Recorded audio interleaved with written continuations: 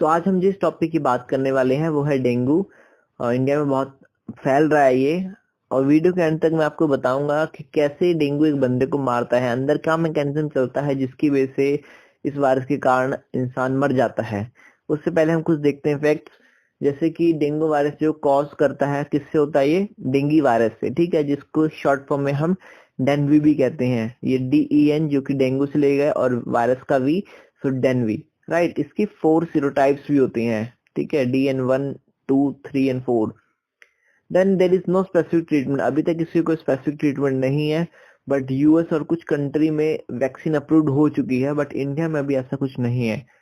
Then it is transmitted by mosquito Aedes aegypti. So एक बहुत बड़ा मिथ या कंफ्यूजन हम कह सकते हैं कि डेंगू वायरस बोलते हैं कि मच्छर से फैलता है, बट मच्छर केवल एक ट्रांसपोर्ट का काम करता है। मच्छर के पास क्या चीज है जिसकी वजह से डेंगू होता है, तो उसके पास होता है डेंगू वायरस। सो उसके माउथ में ये डेंगू वायरस होता है। जब वो हमारा खून पीता है तो उस वक्त उसके माउथ से ये हमारे शरीर में एंटर हो जाता है, right. Then dengue should be suspected when. अब डेंगू दो तरीके से फैलता है, एक होता है उसकी माइल्ड स्टेज, ठीक है, या इनिशियल स्टेज भी है। देन दूसरी होती है क्रिटिकल स्टेज, जिसको हम स्वेयर डेंगू भी कहते हैं, ठीक है। तो जो स्टार्टिंग फेज होती है इसे फेब्राइल स्टेज भी कहते हैं, जिसमें कि हमको एक तरीके से बुखार वगैरह देखने को मिलता है, high fever, swear headache, sir में बहुत तेज की दर्द होता है, पेन बिहाइंड द आईज। ये टिपिकल फीचर है, इसको याद रखना कि जो हमारी आंख है उसके आसपास और आंख के बैक साइड यानी कि स्कल के अंदर में हमको महसूस होता है कि पेन हो रहा है, right. Then muscles and joints pain, जो हमारी मांसपेशियां होती हैं और जॉइंट्स होते हैं, एल्बो जॉइंट्स हो गया, नी जॉइंट्स हो गया, यहाँ पे हमको पेन होता है। और इसी पेन के कारण इस फीवर को हम क्या कहते हैं, बोन ब्रेकडाउन फीवर, ठीक है। So dengue is also known as a bone breakdown fever. Then nausea हो जाता है, वॉमिटिंग, स्वोलन ग्लैंड, हमारे गर्दन के आसपास हमको लिम्फ नोड जैसे देखने को मिलते हैं, रैशेस हाथ पैर में रेड डॉट से देखने को मिल जाते हैं, रैशेस तरीके के। देन अगर डेंगू अपनी सिवियर फॉर्म में आ जाए तो ऐसा कहा जाता है कि 20 में से एक पेशेंट सिवियरिटी की तरफ ट्रांसफर हो जाता है। अगर 20 पेशेंट में डेंगू है तो उसमें से एक सिवियर केसेस में ट्रांसफर हो जाएगा और बाकी सारे अपने इनिशियल स्टेज से ही रिकवर होना स्टार्ट हो जाएंगे और वो ठीक हो जाते हैं। मेनली ये जो कि इन्फेंट्स होते हैं, बच्चे हो गए, प्रेग्नेंट लेडी हो गया जिसकी इम्यूनिटी कम है, उसमें ये ज्यादा सिवियरिटी की तरफ जाता है। अदरवाइज ये अपने आप भी ठीक हो जाता है, कुछ जस्ट नॉर्मल मेडिसिन और हाइड्रेशन अपनी बॉडी में रखें, पानी और लिक्विड चीजें लेते रहें। तो जो कि स्वेयर केसेस है उसमें वार्निंग साइन कौन कौन से हो सकते हैं, स्वेयर एब्डोमिनल पेन, हमारे पेट में बहुत ज्यादा दर्द होगी, हमको उल्टियां लगेंगी, रैपिड ब्रीदिंग, बहुत तेज की सांस हो जाएगी, ब्लीडिंग इन गम्स, बहुत इंपॉर्टेंट चीज है ये कि जब हमारा स्वेयर डेंगू केस होता है उसमें हमारे थ्रोम्बोसाइटोपिनिया हो जाता है, मतलब कि प्लेटलेट बहुत ज्यादा नीचे घटने स्टार्ट हो जाते हैं, जिसकी वजह से क्या होता है, हमारे ब्लीडिंग स्टार्ट होने लग जाती है। क्योंकि प्लेटलेट क्या काम करता है, जहाँ पे खून निकलता है वहां पे वो उसको रोकने का काम करता है, बट प्लेटलेट ही नहीं होंगे तो खून निकलता रहेगा। सो इसलिए मसूड़ों के आसपास या नाक में से हमको खून निकलना स्टार्ट हो जाता है। फटीग, रेस्टलेसनेस, मतलब कि हमको बहुत थकान सी महसूस होने स्टार्ट हो जाती है। वॉमिट इन ब्लड, जो हमारी उल्टी है या स्टूल में भी हमको ब्लड देखने को मिलता है, क्योंकि इंटरनल ब्लीडिंग स्टार्ट हो जाती है due to decrease in the platelet count. अब बात करते हैं हम मैकेनिज्म की कि अंदर क्या चीज होती है जिसकी वजह से जिसकी वजह से पेशेंट डेड हो जाता है। सो जो मॉस्किटो होता है ये हमारे स्किन के ऊपर बैठता है और खून चूसता है, और उसी दौरान ये डेंगू के वायरस को हमारी बॉडी के अंदर एंटर कर देता है। देन डेंगू पूरी बॉडी में फैलता है। इनिशियल स्टेज में क्या करता है, वो जो हमारे इम्यून सेल होते हैं उसके अंदर एंटर करता है। सो जो वायरस का पूरा रेप्लिकेशन का फंडा है उसमें जो कॉमन प्रोसेस वही है कि वो अटैच होता है सेल मेम्ब्रेन से, देन फ्यूज होकर अंदर जाता है, देन वहां पे डिसेंबल होता है और फिर वो न्यूक्लियस के साथ, जो कि नॉर्मल सेल का न्यूक्लियस है, उसके साथ यहाँ पे अपने जो न्यूक्लियर मटेरियल है उसका कंबाइन कर देता है, ठीक है। और उसके बाद सेल को यूज करता है अपने बच्चे पैदा करने के लिए, मतलब बहुत सारे डेंगू वायरस को निकालने के लिए, ठीक है। बाद में वो असेंबल होते हैं और फाइनली फिर बाद में हमको डेंगू वायरस उस सेल्स में देखने को मिलते हैं। फिर वहां से कहाँ जाते हैं, सर्कुलेशन में, हमारे ब्लड में आते हैं, ठीक है, और प्लेटलेट्स को अटैक करने, जिसकी वजह से प्लेटलेट डाउन होते हैं और इंटरनल ब्लीडिंग स्टार्ट होती है। सो बंदा जो मरता है वो क्यों मरता है? इंटरनल ब्लीडिंग से, ठीक है। मेन कॉज होता है ये, अंदर ही अंदर ब्लीडिंग होती रहती है, या इसको हम DHF भी कहते हैं, यानी कि डेंगू हेमोरेजिक फीवर। दूसरा क्या होता है, जैसे ही ये इंटरनल ब्लीडिंग होती है हमारा ब्लड प्रेशर भी डिक्रीज होना स्टार्ट हो जाता है, और एक शॉक के कारण बॉडी बिल्कुल ढीली पड़ जाती है। देन जो हमारे हाथ पैर होते हैं वो ठंडे हो जाते हैं एकदम, अल्टीमेटली पेशेंट की डेथ हो जाती है। इसको कई बार हम कहते हैं dengue shock syndrome. But ultimately देखा जाए तो ये दोनों ही, इंटरनल ब्लीडिंग और शॉक, किसके अंदर आते हैं? स्वीयर डेंगू केसेस में, ठीक है, जहाँ की हमारा डेंगू है जो स्वेरिटी की तरफ बढ़ रहा है। तो जो हमारे ये डेंगू है जो कि सेल में से निकल रहे हैं और फिर दूसरे ये सेल में एंटर करेंगे, और फिर वहां भी सेम केसेस करते करते अपने जो जनरेशन को बढ़ाते रहेंगे बॉडी के अंदर। उसके बाद क्या होता है, हमारी बॉडी भी चुपचाप तो बैठेगी नहीं। जब वो उन्हें दिखेगा कि बाहर से कुछ सेल एंटर कर रहे हैं और ये बॉडी को नुकसान पहुंचा रहे हैं, तो इम्यून सिस्टम हमारा एक्टिवेट हो जाएगा, वो इन डेंगू वायरस को मारने की कोशिश करेगा। नतीजा क्या होगा? डेंगू वायरस तो मरेंगे मरेंगे, साथ ही साथ हमारी बॉडी आइडेंटिफाई नहीं कर पाती कि ये डेंगू है या प्लेटलेट है, क्योंकि प्लेटलेट के साथ ये डेंगू वायरस अटैच हो जाते हैं, ठीक है। सो डेंगू के चक्कर में इस बेचारे प्लेटलेट भी मारे जाते हैं, और अल्टीमेटली क्या होती है? डिस्ट्रक्शन ऑफ प्लेटलेट, और प्लेटलेट काउंट नीचे आ जाता है।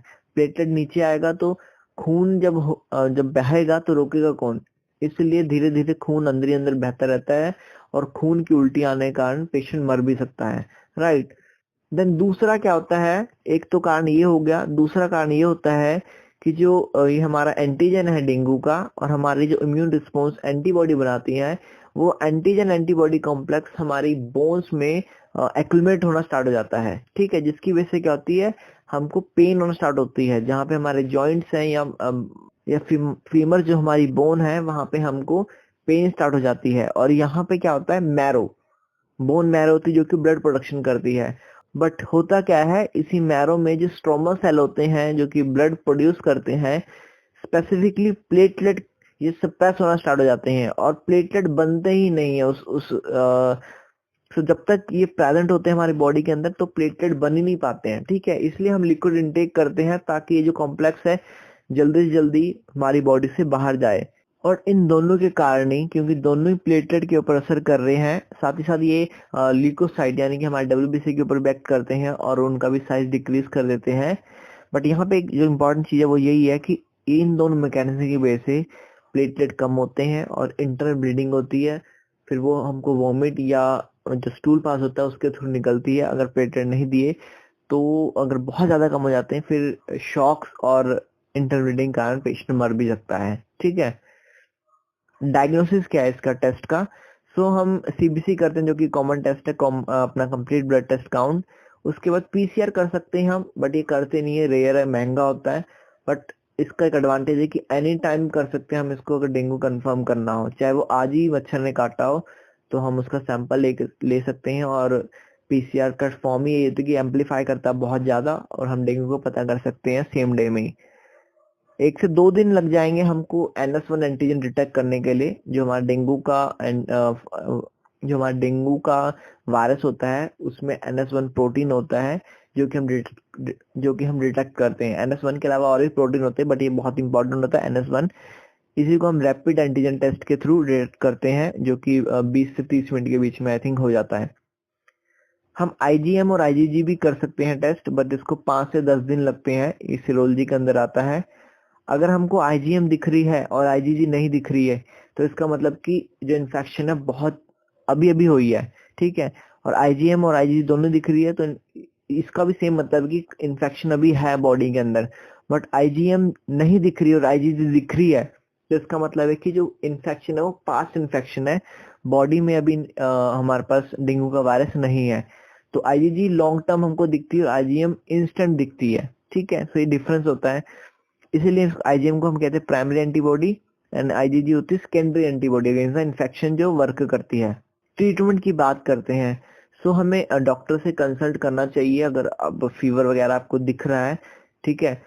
देन सिंपल सी बात कहें तो क्या होता है, अगर हम फीवर की बात करें तो फीवर हम PCM से रोकते हैं। इसमें हम मेनली जब बहुत ज्यादा सिवियरिटी आती है तो फिर doctor non steroid anti inflammatory drugs देते हैं, तो इसे डॉक्टर से कंसल्ट करना बहुत इंपॉर्टेंट होता है। अगर और भी ज्यादा कुछ कॉम्प्लिकेशन आ रहे हैं जिसमें कि थ्रोम्बोसाइटोपिनिया हो रहा है यानी कि प्लेटलेट कम हो रहे हैं, तो प्लेटलेट थेरेपी दी जाती है। किसी नॉर्मल हेल्दी पर्सन से प्लेटलेट लिए जाते हैं और आपको दिए जाते हैं according to your blood group. उसके अलावा कुछ आयुर्वेदिक ट्रीटमेंट भी है सो इसमें आता है हाइड्रेशन, यानी कि पानी की कमी ना होने देना शरीर में। जैसे कि हम नारियल पानी पी सकते हैं, लेमन जूस, और बेसिकली हमें गुड लिक्विड इनटेक रखना पड़ता है, ठीक है।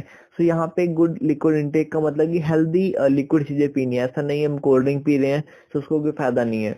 देन गिलोय जूस, ये एक इम्पॉर्टेंट चीज देखी जाती है बुखार वगैरह में, डेंगू वगैरह में। और वैसे भी अगर नॉर्मल है तो भी थोड़ा थोड़ा कभी ना कभी हमको लीची ले लेनी चाहिए, नेचुरल ट्रीटमेंट है।